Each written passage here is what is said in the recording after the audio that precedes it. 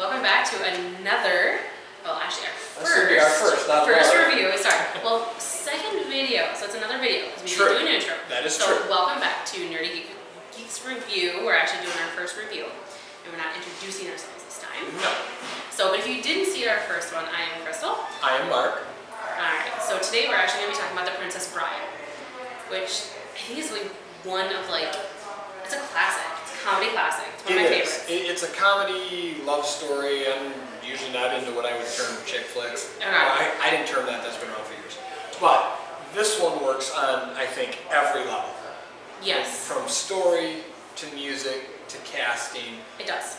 To the scenery. I mean, it's just, it works. Okay.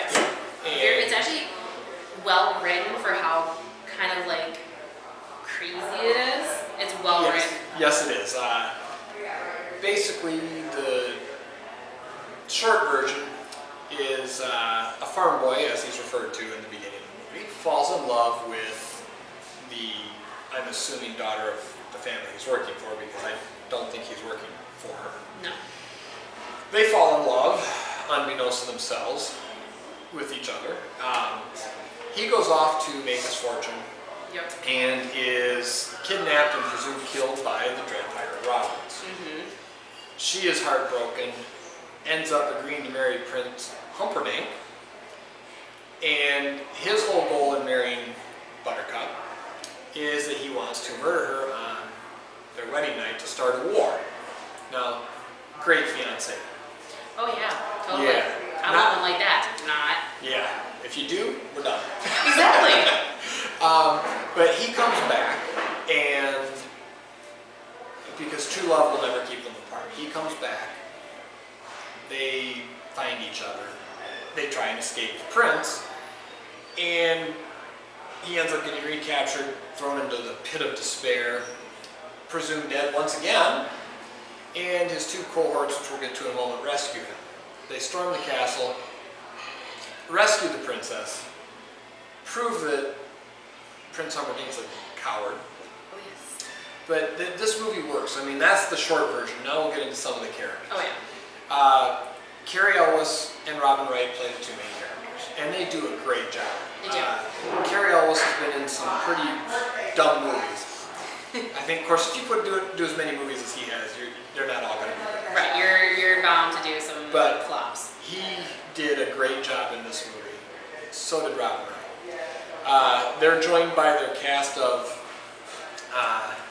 Vizzini, played by Wallace Shawn, who had hired Inigo Montoya and Fezzik, played by Mandy Patinkin and Andre the Giant. They were hired by Prince Humperdinck to capture the princess so that she could be killed. Yep. Now, throughout the movie, those two are really good guys at heart. Yeah. They really don't want to kill the princess. And they have a change of heart through some things that happen in the movie. And they're the ones that eventually team up with Wesley. Now, once they're rescued, we can't leave out Billy Krystal No. and his wife. No. They were very small parts, but they were wonderful. It was Carol Kane played. Miracle Max was the one played by Billy Krystal, and Carol Kane played his wife. Yeah. And even though they were in the movie for, I would say, 5 to 10 minutes, they stole the show. Yes, they did. And actually, I think that if you took them out, even though it was a very small role that they were in, I think actually it would kind of really diminish the movie. It would. It would change the dynamics. Yes. It would just change the whole dynamics. Some of the best lines in the movie came from Billy Krystal. Oh yeah. One of my favorites was "Have fun storming the castle." Now, if you've seen the movie, you know what I'm talking about. Yes. If you haven't, you need to watch it. yeah, this is just a great, fun movie.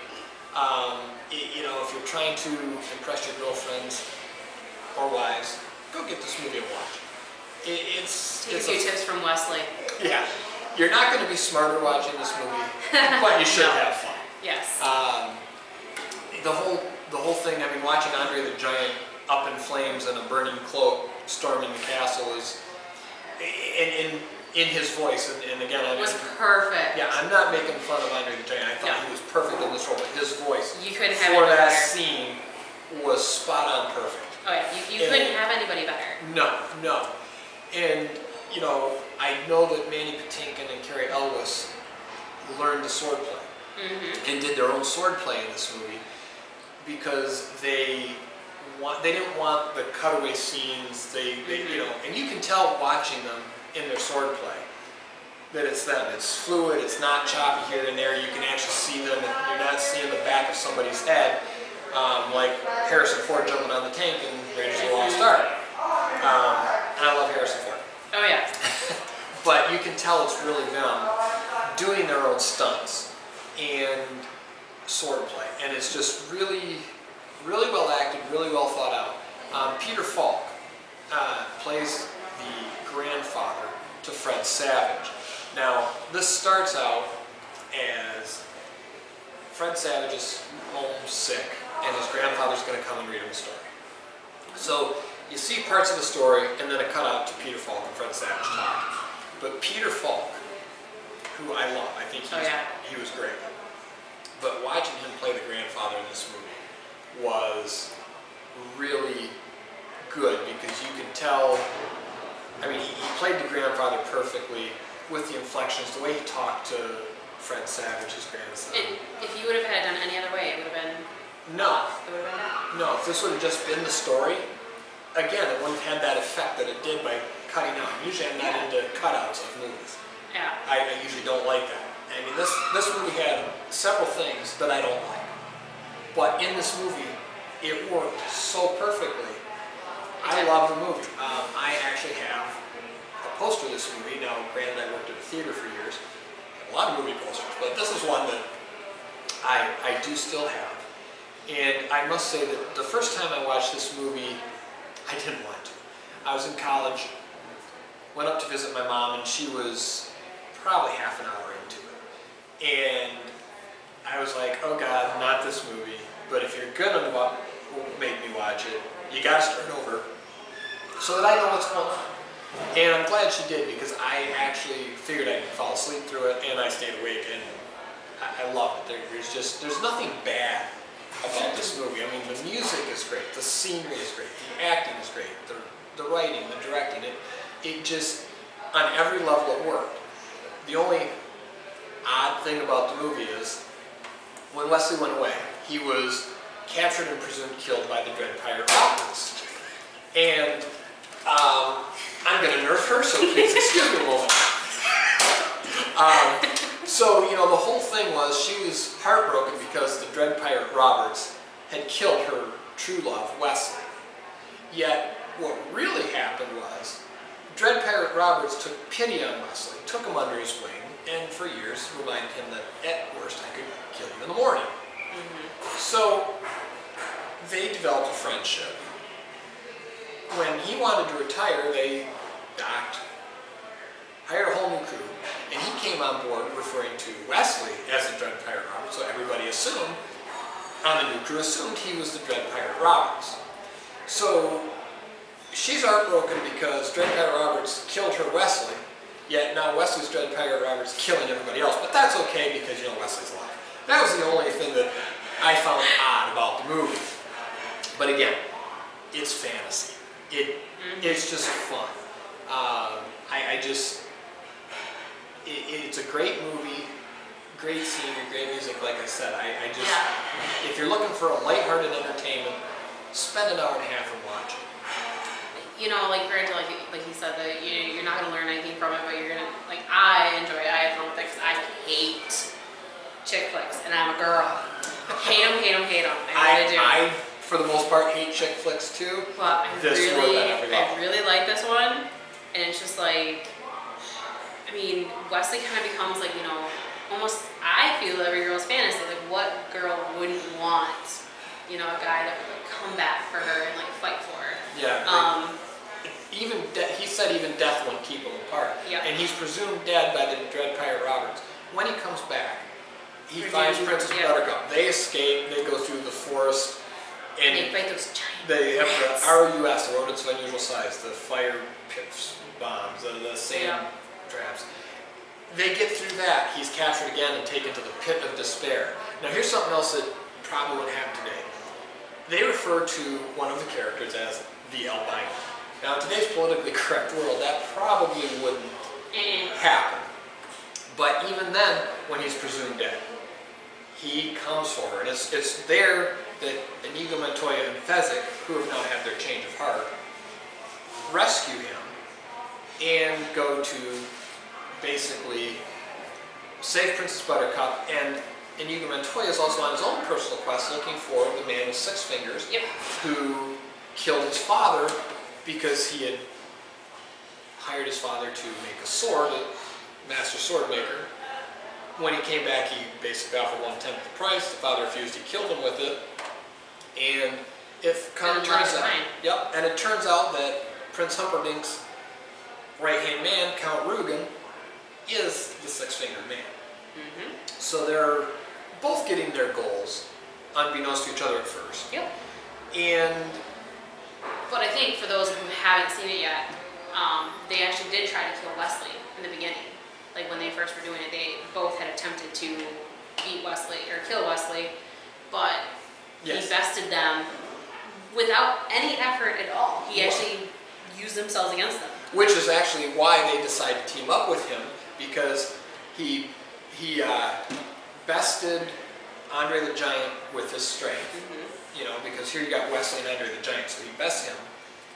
He bests Inigo Montoya with the sword play. And Vizzini, the one who was orchestrating this, he bested with his smarts. So they said, you know, anybody that can best all 3 of us in this is the man to save the princess, team up, and get Count Rugen. So, a little out of order there, but... That's the way I do things. Yeah, it just pops into your head, talk about it. But it really, it's a fun movie. Like I said, you are not going to walk away smart. No.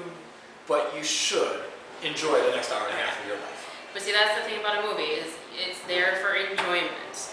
If you're learning about something, you might as well be in class. If I want to be preached to, I'm going to church. If I want to have fun, I'm going to watch a movie. Or if I want to, be learning something, I'll go to class. Yeah. So, or I'll read a smart book. So let us know what you think. If you watched the movie because of this, let us know what you think of the movie. Let us know what you think of. And let us know what your favorite scene from the movie is if you have seen it. We'll touch back, as we get some of these online, we'll touch back on some comments and stuff, what people like or don't like, and just remember, we're having fun. We're doing this for fun. If you enjoy it, great. If you don't, I'm sorry, but we're still going to do it for fun. So if you have any suggestions, feel free to comment below under the video. Also under the video, I will have a link to our Twitter, our Instagram, and our Facebook page, along with our email. And you can feel free to comment any on those forums and just let us know what you think.